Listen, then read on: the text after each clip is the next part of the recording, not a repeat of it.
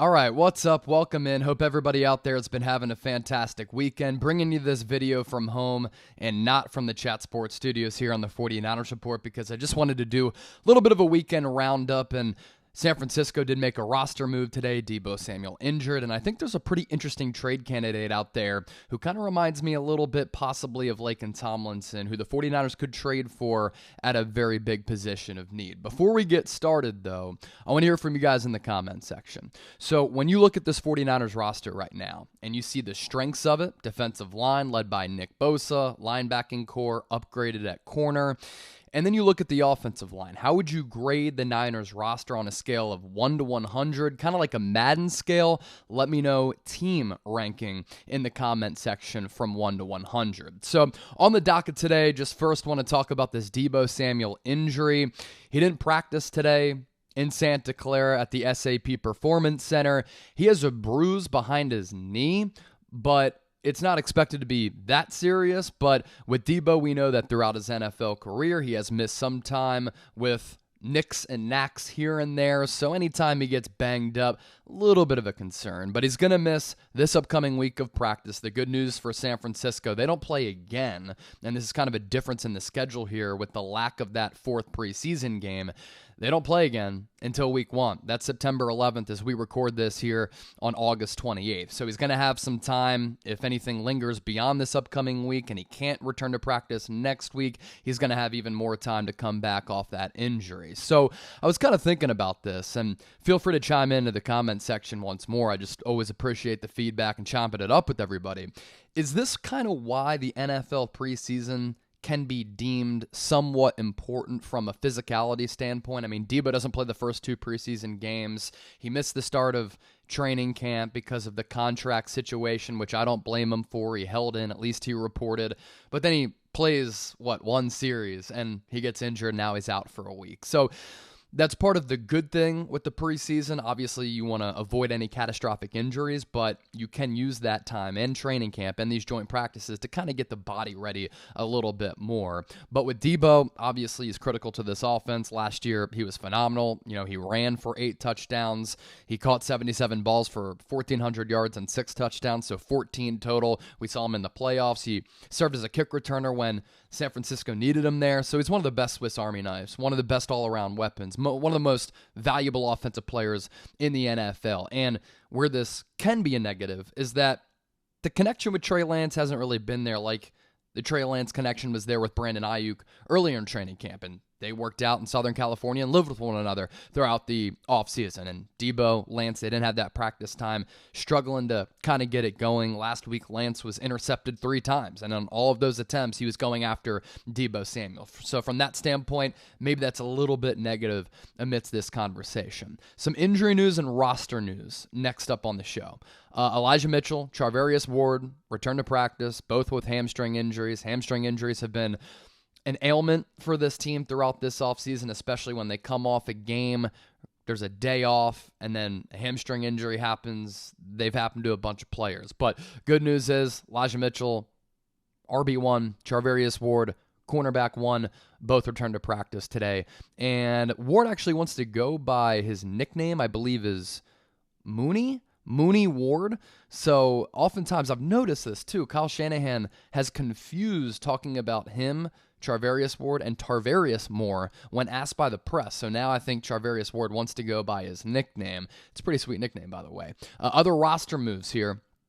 49ers cut cornerback Kadar Hollman. I said all along, wasn't going to make this team. Didn't have him on my roster projection. This guy was a camp body who came to San Francisco and was with this team throughout this offseason, but a guy who, given how the 49ers have drafted at DB, how they've developed, the signing that they made for Charvarius Ward, they don't have another roster spot available for a guy like Kadar Hollman, who in that Packers game did get cooked a little bit by Jordan Love and isn't a 53-man roster type of guy on a team that has Super Bowl aspirations, if we're being honest. But I think the Niners letting him go, maybe he latches on with a different team, can go to a practice squad, and maybe get that 53 if a team is really thin. at cornerback in that secondary. San Francisco isn't, though. 27 years old. He's a 6th-round pick out of Toledo. Started his career with the Green Bay Packers a couple years. Texans, Saints, Giants practice squads, and then he doesn't make the Niners, so we'll see what happens after that.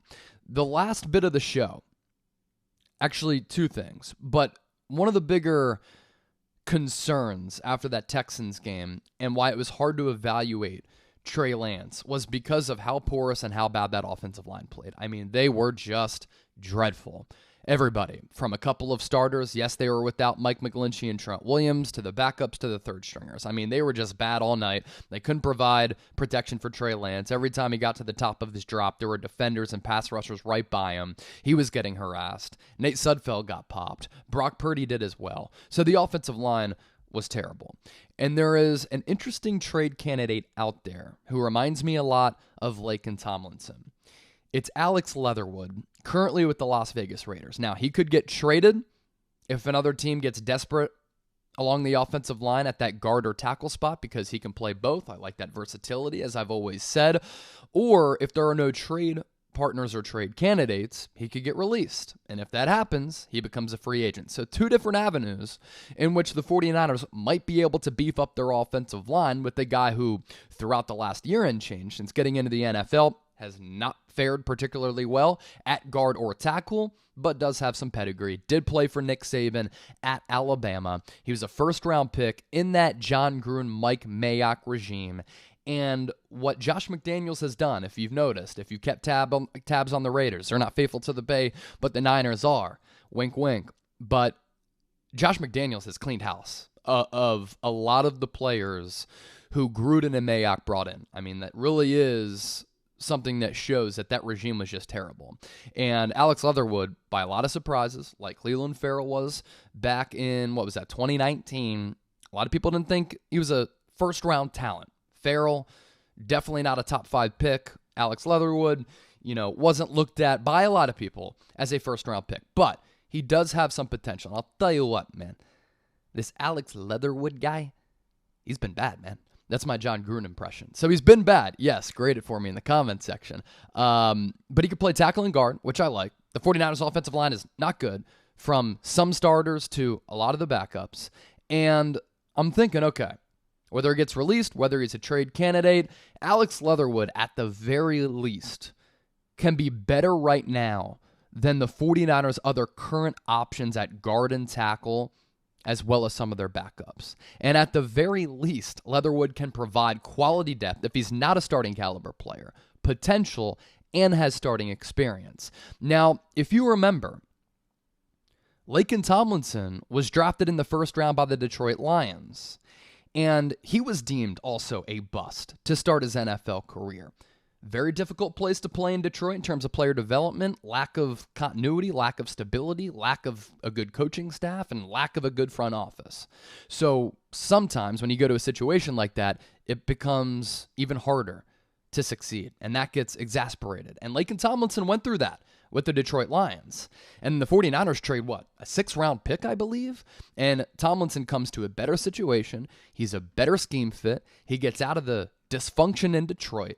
He turned his career around. Last year, he was a Pro Bowl left guard, flanked next to Trent Williams, and he just got the bag from the New York Jets, who are now the San Francisco 49ers East.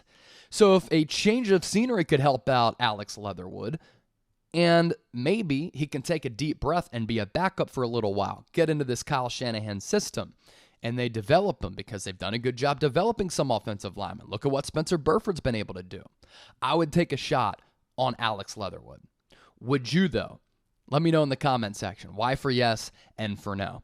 Lastly on the show, everybody is just overanalyzing this missed Trey Lance throw to Brandon Ayuk on the 3rd down play in which he went deep on the go route to Deebo Samuel. That was maybe a tad underthrown, but it also could have been a pass interference, and Deebo could have at least risen up, embraced the contact, try to make an attempt at the football, and whether he catches it or not, that's what draws the PI flag. That's what a lot of other receivers are very good at doing. But when you look at the all 22 of that play, it's Deebo on the go, 3rd and long, and Ayuk comes streaking across the middle. And this one football analyst posted this on Twitter and tweeted out the video and said, this is not a good sign for Trey Lance if he's missing these easy things and he's not throwing the gimme to Brandon Ayuk, who is open streaking across the field.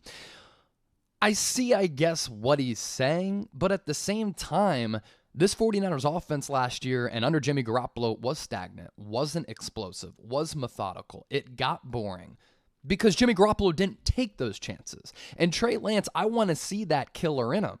I want to see that aggressiveness to throw the ball deep downfield and give the wide receiver who just got paid by San Francisco in free agency and is considered to be one of the best weapons in the National Football League and is your number one wide receiver, and give him a shot to make a play deep downfield on a ball that honestly was about 50-50 sometimes as compared to just checking it down. I don't think that's a bad thing that Trey Lance didn't make that throw. He took a shot downfield because he saw his number one wide receiver one-on-one against Steven Nelson. I like the aggressiveness there from Trey Lance. If anything, I want to see him continue to maintain that type of aggressiveness. So the Trey Lance haters out there are all over this clip. You know, they're saying, Lance is missing the easy stuff. This is why he's a bust. Bring back Jimmy G. Lance sucks. Got to give the kid a chance, man. Got to give him game reps to at least allow him to try to prove and grow and develop and overcome some of the mistakes that he makes to make himself a better football player. How do you do that? With reps, with game experience. And we've seen the good from Trey. We've also seen a little bit of bad. I don't think that play in particular was all that bad. Appreciate all of you for watching the 49ers Report again. I'm your host, Chase Senior. Make sure you subscribe to the channel. Greatly appreciate all the support. If you made it this far, real one, roll, call. Type real one in the comment section. We'll see you tomorrow and every single day moving forward with all the best Niners coverage.